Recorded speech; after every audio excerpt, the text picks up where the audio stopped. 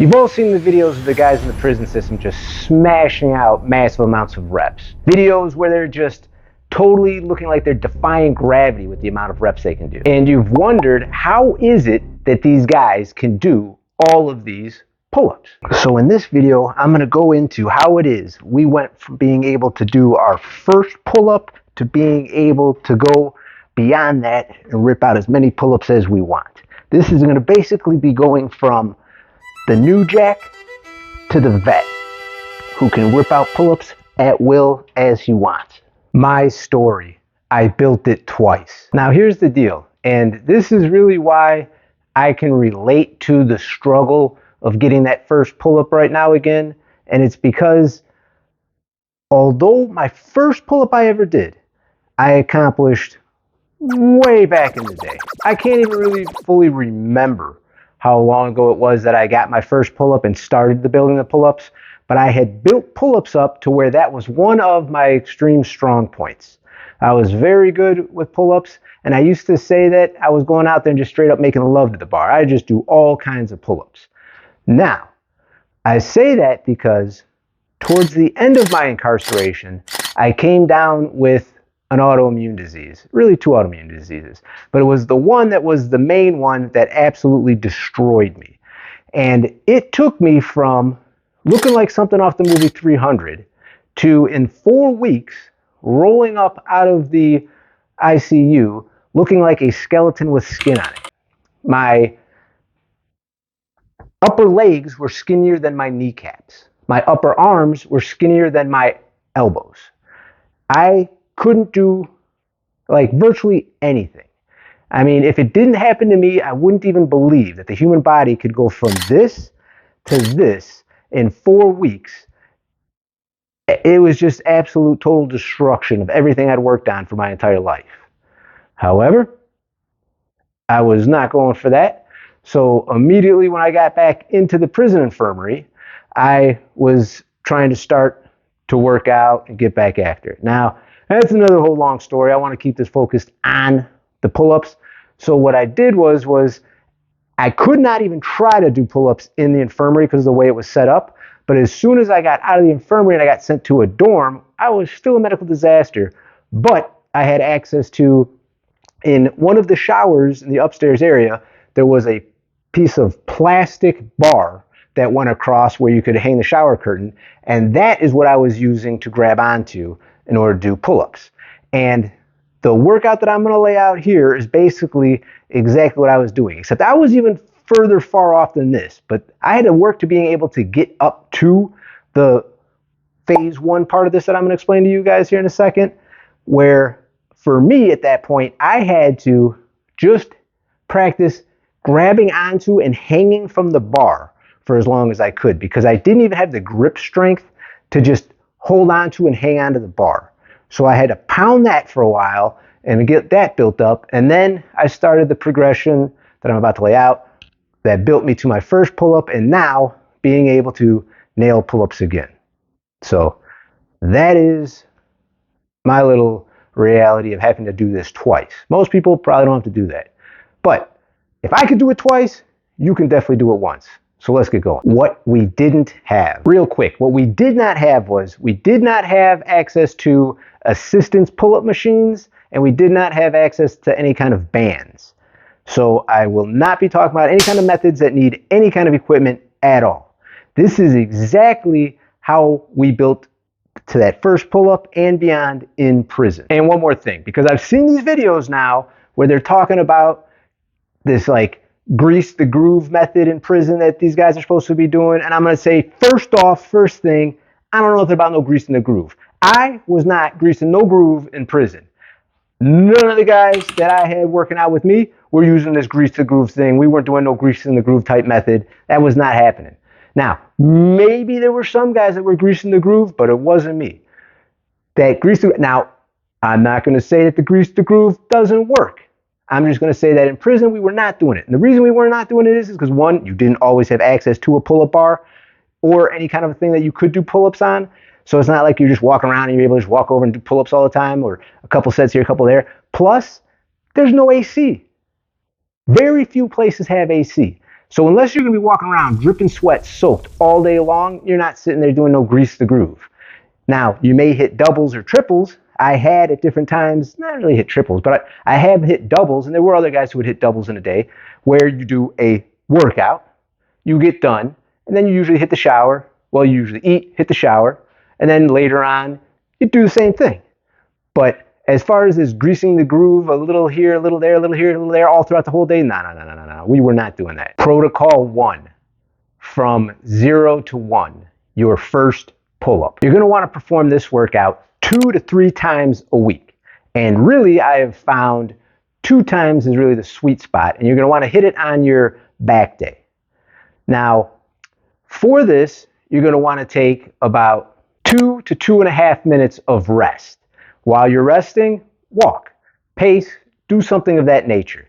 That's what you want to do for the rest. Now, the exercises in this workout are going to be in a specific order, and I would like you to perform them in the specific order because that is the way you will get the best results from them. First, hopping pull-ups, 5 to 7 sets. Now, of course, remember to warm up first before you start this workout.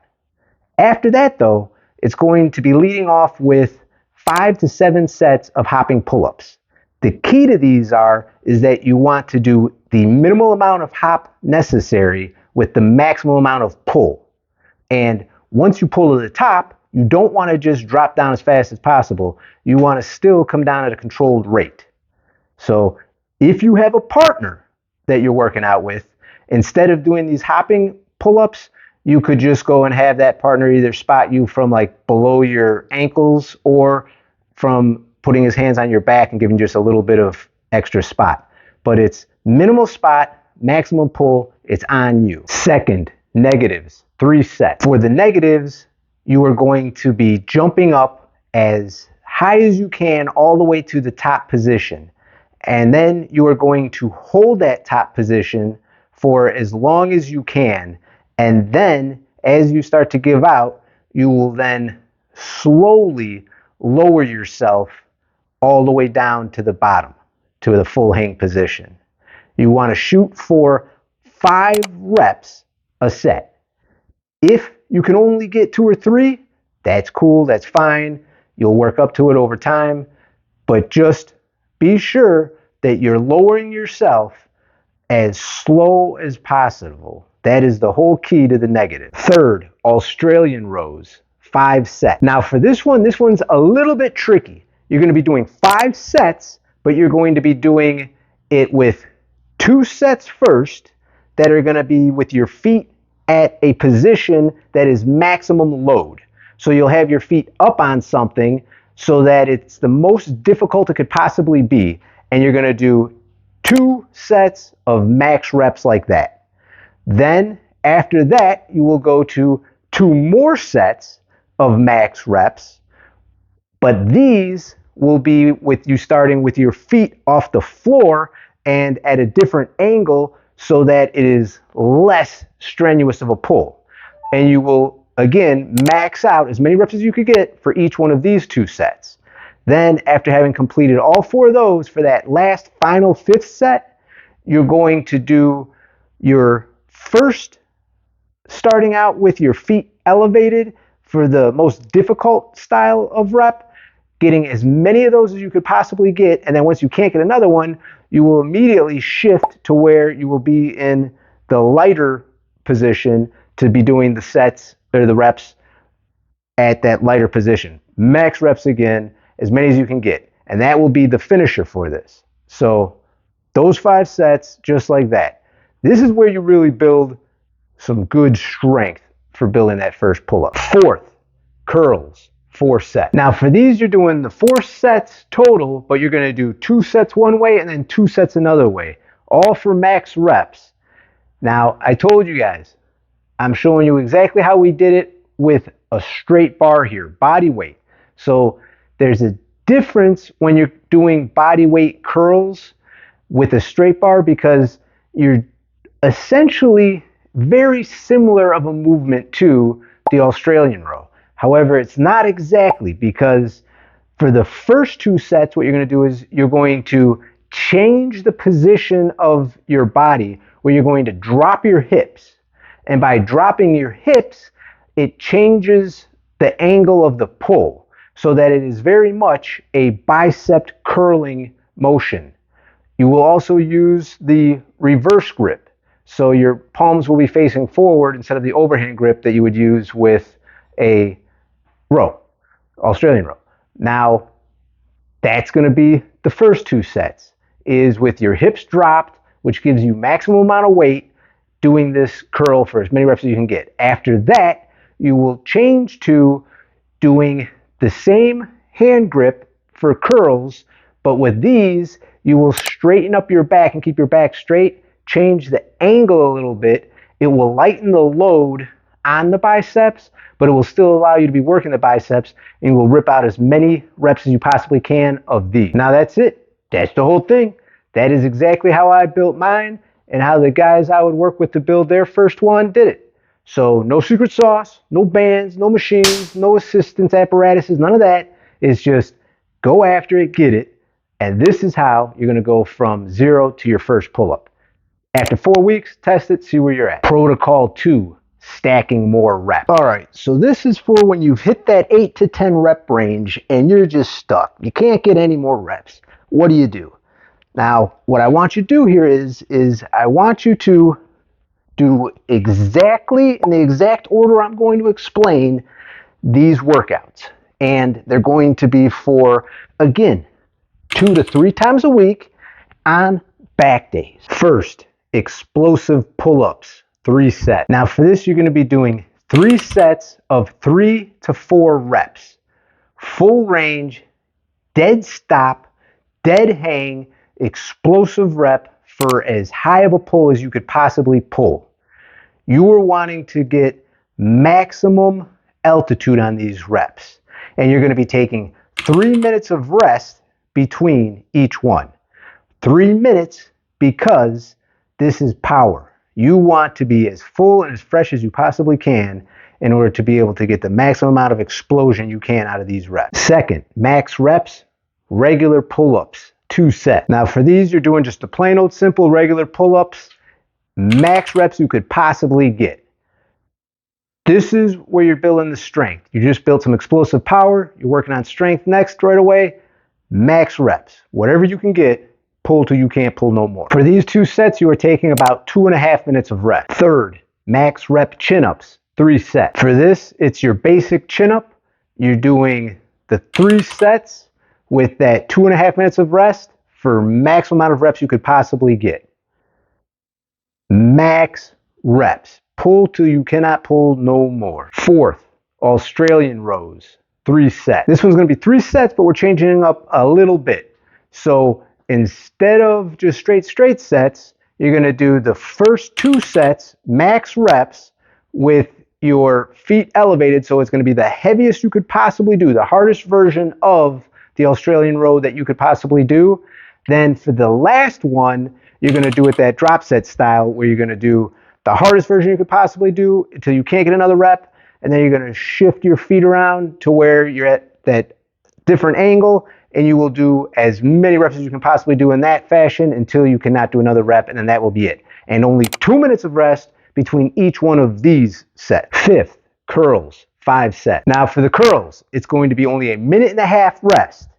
You're going to be doing the 5 sets. The first 3 sets, I want you to do with that hip lowered position where it's going to be more load, max reps you can get. Then for the last 2, you will do those with the straighter back and your hips up with the lighter load for max reps, as many reps as you can possibly get. So it's those 5 sets like that. Walk in between them, take that quick rest, and get back after it, max rep. That is the exact back and buys session that we used to use. So run that after about 4 or 5 weeks, test it, see where your max is. Should be looking good. You should have added a couple of reps. Now, can you add weight? Yes, you can add weight. I would suggest waiting until you are at the solid 10 reps before adding weight. And then where I would add weight to this specifically is I would add weight to those first 2 regular sets of pull-ups immediately after those 3 explosive reps or sets in the very beginning. So after the explosive ones, that's where you'd want to add the weight for those 2 regular sets of pull-ups. Putting it all together. Now, real quick, how does this stack together? So if you're going from 0 to 1, that's protocol 1. You're going to do it 2 to 3 times a week for 4 weeks, then you're going to retest it. If you're already getting those pull-ups and you want to be able to add more pull-ups to the maximum amount of pull-ups that you can do, you're going to hit protocol 2. That's going to be, again, 2 to 3 times a week. After 4 weeks, you want to retest that. Once you are consistently hitting 10 clean reps, that's when you start thinking about adding weight, but not before then. That is at least my suggestion. The payoff. Everybody has been there. Everybody who could bust out the pull-ups and just rip out rep after rep is exactly where you are right now. Either they were at 0 to 1, or they were at 8 trying to get that 10, battling around like that. We've all been there. Me, personally, I've been there twice. So I can 100% say you can do it. You just got to put in the work and you've got to get after it. And that is the bottom line of what it's really all about. And with all that said, I will say that it is not as hot as it was before in this garage, which is so nice. Just want to throw that in there. But other than that, if you would, I'd greatly appreciate it if you hit that like button. It massively helps out the channel. And I want to say thank you for watching. And if you stuck around this far, peace, love, joy, prosperity, and all that good stuff. I'll see you in the next one.